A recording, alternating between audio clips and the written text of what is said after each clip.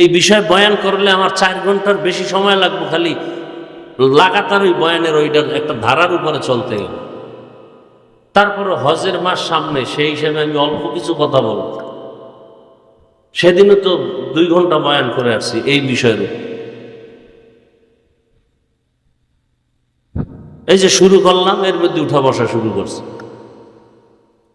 কথা বলার, শোনার, কোরআন সুন্নাহর আলোকে সহি তরিকায় তৌফিক দান করেন, আমিন। স্টেজে 50টা লাইট না দিয়া এ যদি বাহির থেকে হ্যালোজিন গুলো দিত 2-4টা তৈ হইত। বুদ্ধি শুদ্ধি কিচ্ছু নেই, খালি আবেগ ভরা। যে এখন পোকায় ডিস্টার্ব করতেছে, কতটা ডিস্টার্বটা আমরা বুঝি। কতগুলো লাইট দিয়ে রাখছে, কোনো ফায়দা নেই। একটা পোকা যদি মুখের মধ্যে ঢুকে, তো আজকের বয়ান শেষ। আপনারা হাসেন,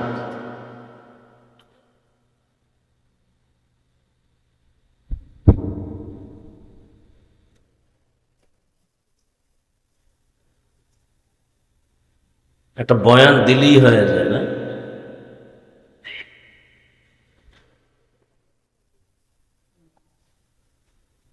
যাই হোক, শেষ মোনাজাত পর্যন্ত আল্লাহ মাহফিলকে কবুল করেন, আল্লাহ মাদ্রাসা কবুল করেন, আয়োজনকারী, সহযোগিতাকারী, দান সৎকারী সবাইকে আল্লাহ কবুল করেন। আমি খুব সংক্ষেপ যে কথাগুলো বলার নিয়ত করেছি, যে আয়াত ও হাদিসের আলোকে তর্জমাটা করে নেই, এরপরে কিছু ব্যাখ্যা। আল্লাহ বলেন, ইন্না আউওয়ালা বাইতিন উযিআ লিন-নাস, নিশ্চয়ই পৃথিবীতে প্রথম ঘর নির্মাণ করেছি আমি আল্লাহ মানুষের জন্য। লাল্লাযী বিবাক্কাতা মুবারাকান, বাক্কা নগরীতে বরকতপূর্ণ একটি ঘর। ওয়া হুদাল লিল আলামিন, জগৎবাসীর হেদায়েতের জন্য। নবীজি বলেন, আদ-দুনিয়া খুলিকাত লাকুম ওয়া আন্নাকুম খুলিকতুম লিল আখিরাহ, দুনিয়াতে যাহা কিছু আছে সব আমাদের গোলামি করার জন্য আল্লাহ বানিয়েছেন, আর আল্লাহ আমাদেরকে আল্লাহর ইবাদতের জন্য বানিয়েছেন। সুবহান। এই তরজমাটুকু শেষ, এবার কিছু ব্যাখ্যা। আল্লাহ আমাদেরকে সৃষ্টি করেছেন কেন? তার ইবাদতের জন্য। খুব খেয়াল করবেন, আমাদেরকে বানিয়েছেন কথাটা যে বলা হলো, এর আগে বহু কিছু হয়েছে। পৃথিবী নামক গ্রহই ছিল না। আল্লাহ পাক রব্বুল আলামিন পৃথিবী নামক গ্রহটা সৃষ্টি করার আগে এই অবস্থা এমন ছিল যে শুধু পানি আর পানি ছিল।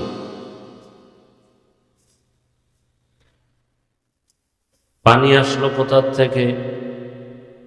আল্লাহর কুদরতের সব ইশারা। আল্লাহ একটা মুক্তা বানালেন, মুক্তার থেকে পানি প্রবাহিত হতে লাগলো। সেই পানির উপরে আল্লাহ কুদরতের নজর দিলেন, তো পানির মধ্যে ঢেউ আর তরঙ্গ শুরু হলো। এক পর্যায়ে সেই ঢেউ তরঙ্গের ফেনা জমে জমে গাঢ় হয়ে মাটির আবরণ হয়ে গেল। কার কুদরত? আল্লাহ। আল্লাহ।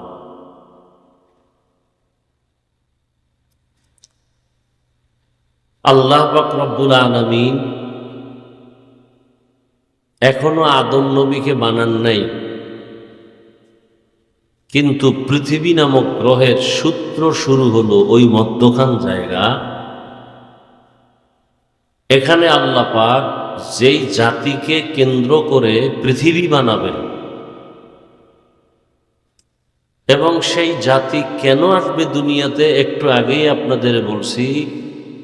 মানব জাতিকে আল্লাহ পাক উদ্দেশ্য করে পৃথিবী বা দুনিয়া সব বানালেন।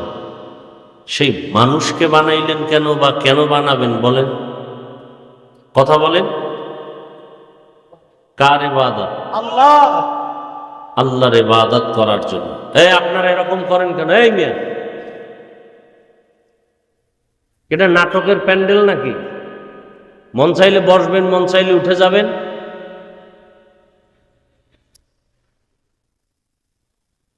নাটক।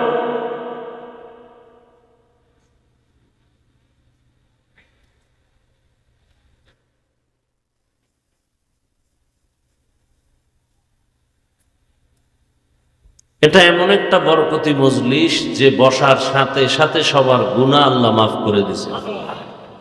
এই বেটা, মোবাইল বন্ধ কর।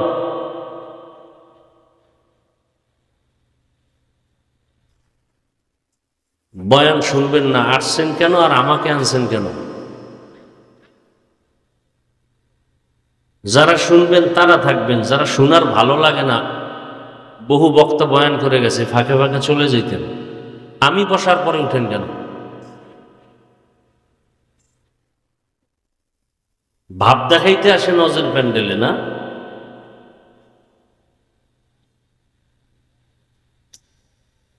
আল্লাহ সব ভাইকে হেদায়েত দান করুন।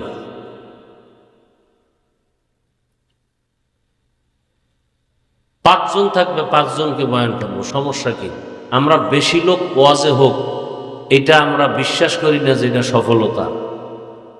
হাজার হাজার লাখ লাখ লোক হইব, বয়ান শুনবে সারা রাত, ফজরের নামাজ না পড়লে এই বয়ানে কি লাভ হবে? আর এই অনেক লোক হওয়াতে কি লাভ হবে? 100 লোক হোক, 100 লোক হেদায়াতের পথে আসো, ফজরে মসজিদে যাক, এটা আসল কাজ, এটা সফলতা। নিজেও ক্ষতিগ্রস্ত হবেন, আমাদেরও ক্ষতি করবেন। এমন পোড়া কপাল নিয়ে দুনিয়াতে জন্ম নিয়েছেন কেন?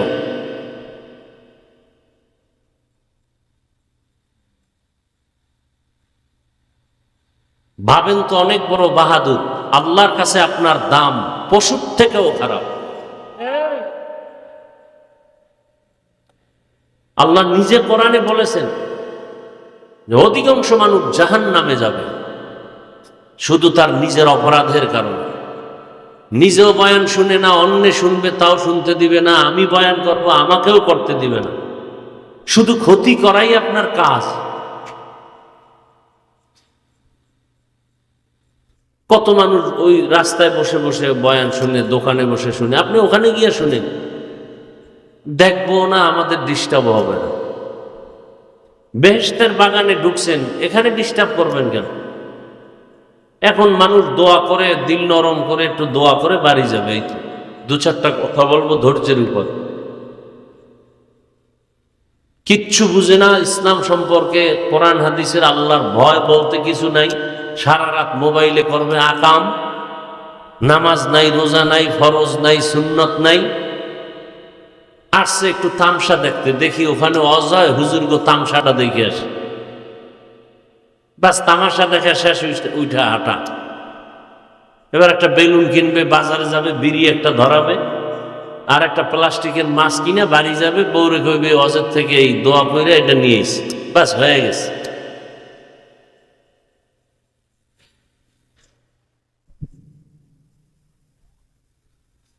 নিজেরে তো ভাবে খুব বড় বুজুর্গ।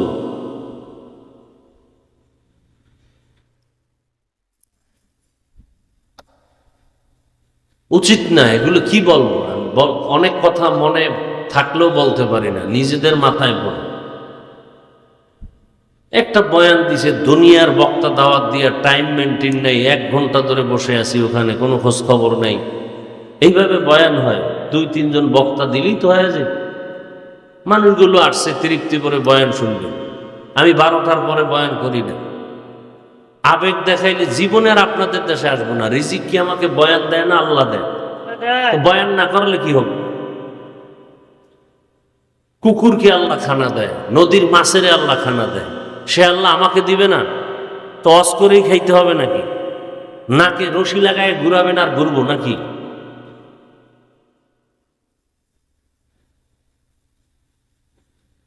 একটা বক্তা ভালো রকম বয়ান করতে পারলো না টাইমের কারণে।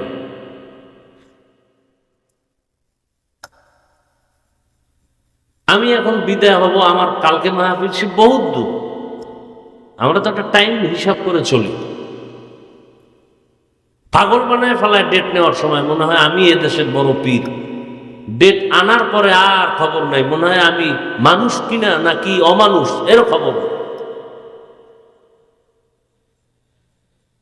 শুধু এখানে না, বহু জায়গায় এগুলি বলতে চাই না। এত বক্তা লাগবে কেন এখানে দাওয়াত? তাহলে 2 দিন দিতেন মাহফিল, মানুষ বয়ান শুনে তৃপ্তি পেত।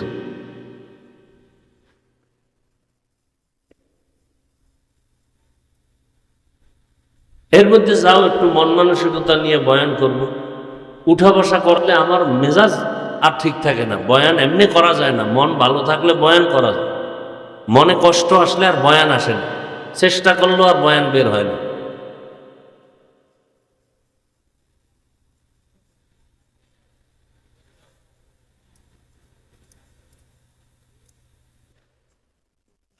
আপনি বলবেন দেখছি না বহু বক্তা, আপনি দেখতে থাকেন, আপনি দেখায় আমার কি আসে যায়? কোন বক্তা এরকম বলবে না আমি যেরকম বলতেছি, এইরকমই বইলে যাবো মৃত্যু পর্যন্ত। এতে কেউ দাওয়াত দিলে দিল, না দিলে ওই চিন্তা করে চলবে।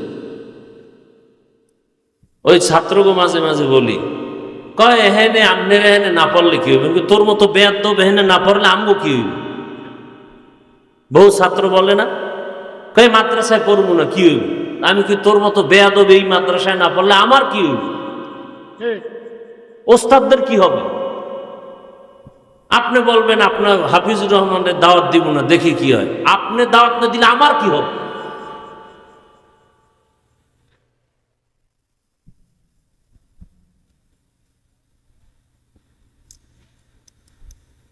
বসছি, যাও 2-1টা কথা বলবো, 12টার বেশি বাজে, তারপরও কিছু কথা বলবো, নিয়ত করেই বসছি। সেটা তো আপনাদের শোনার মতো আগ্রহ থাকতে হবে। এখানে কথা ওখানে কথা, হাঁটা চলাই, নাস্তা, এইটা সেইটা, এভাবে বয়ান হয় না।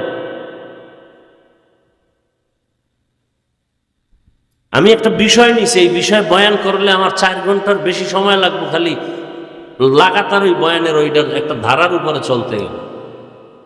তারপরে হজের মাস সামনে, সেই হিসেবে আমি অল্প কিছু কথা বলব। সেদিনও তো 2 ঘন্টা বয়ান করে আসছি এই বিষয়ের উপর। এই যে শুরু করলাম, এর মধ্যে উঠা বসা শুরু করছে। আল্লাহ মানুষ বানাইবেন ইবাদতের জন্য। কার ইবাদত? আল্লাহ, আল্লাহর ইবাদত। সেই ইবাদতটা কিভাবে মানুষ করবে, কোন ভাবে করলে মানুষের ইবাদত হিসেবে আল্লাহর কাছে গ্রহণ হবে, সেই ব্যবস্থাটা আল্লাহ আগে করছেন। এই জমিন যেটাকে আমরা পৃথিবী বলি, কিচ্ছু ছিল না, ছিল কি? পানি। আল্লাহ সেখানে নজর দিলেন কুদরতের দ্বারা, সেখানে আল্লাহ সিদ্ধান্ত নিলেন ইবাদতের ঘর আগে বানাবো। মানুষ ইবাদতের